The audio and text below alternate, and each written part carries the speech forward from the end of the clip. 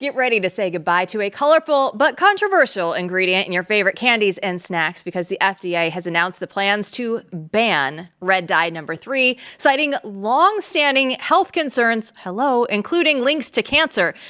We'll look at, how this might reshape the food industry with Hilary Kennedy. She's the BlazeTV host of the 4-Minute Buzz. So, Hilary, what does this red food dye, what effects does this have on us, and why is this so terrible? Gosh, the list is a mile long of the effects. They've been difficult to prove, but on the whole, they've been linked to cancer, hyperactivity in children, rage, brain buzzing, sluggishness. I mean, there's a whole laundry list of things that they think are related to these food dyes.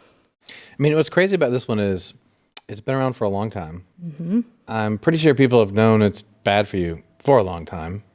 And it's in random things like cough syrups, as if we need dye in cough syrups.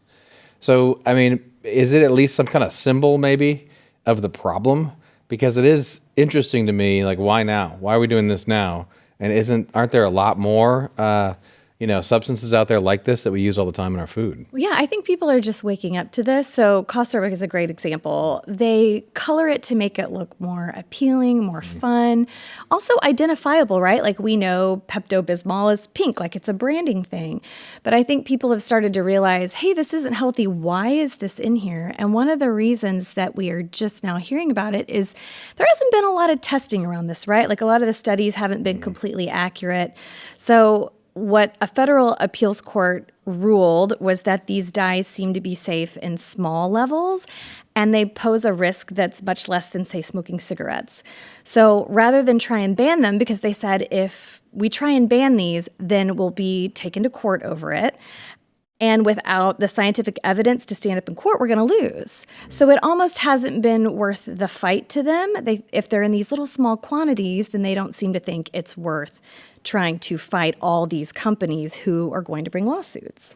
We know this is part of MAHA, right? Everybody is ready to make America healthy, but Senator Tommy Tuberville has actually been championing this for quite some time. He was questioning the FDA officials over the harmful effects of red dye. Take a look. Let me say this, red 3 has been known to cause cancer in cosmetics, but we still allow it to be put in our food. I don't understand that. Go ahead. So red 3, we have a petition in front of us to revoke the authorization for it, and we are hopeful that within the next few weeks we will be acting on that petition, and a decision should be forthcoming. So you hear it, like cosmetics, right? They banned it in cosmetics, so you can't put this on your skin. Yet they let us go on ingesting this for however many more decades after this.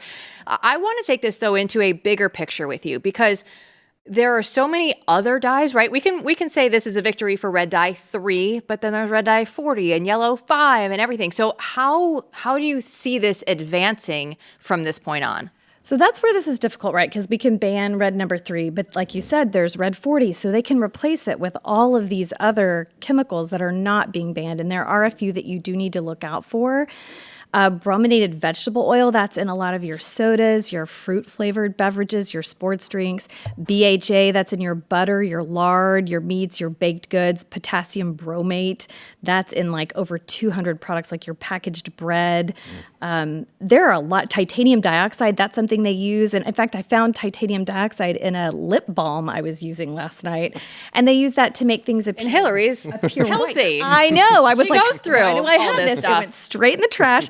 But they use that also to make things appear bright and white, and they also use it as a primer for using the other food dyes on top of it to make the colors really pop. So there are a bunch of these different things, and you've got to learn what they are, because here's the crux of it. If we're going to eliminate these from our lives, there are 2 things we can do. We can learn what these are and read labels and be diligent about reading labels, or you can just buy whole foods. Organic foods, which is tough to do in a busy world when you're getting a lot of prepackaged on-the-go snacks and food. But those are really our 2 options at this point. And one of the bigger problems is these have various names. So we call it like red number 3, but it also has a more scientific name, like a longer name that no one can pronounce. And as long as a company puts one of those names on the packaging, the FDA says that's good.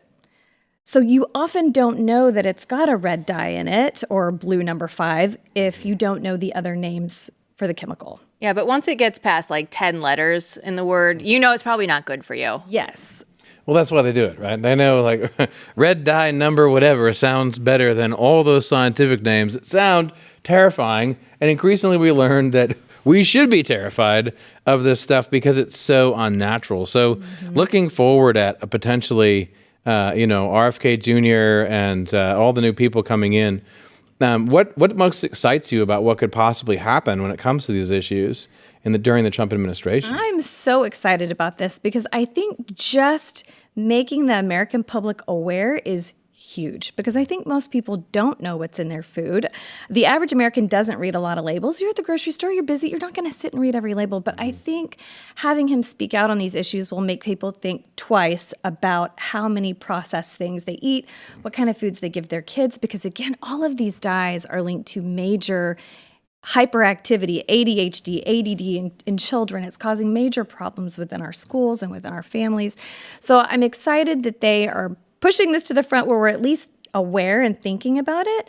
But also, you can contact and you can lobby on your own, right? Like you can call the FDA. They have a phone number. In fact, I have it here somewhere where you can call them and you can file a complaint and you can say, hey, I don't want this in my food anymore, which I think is great. It's, where is it? It's like 1-888-INFO-FDA. Put it on your Twitter. So you can do that. Yes, I'll put it online.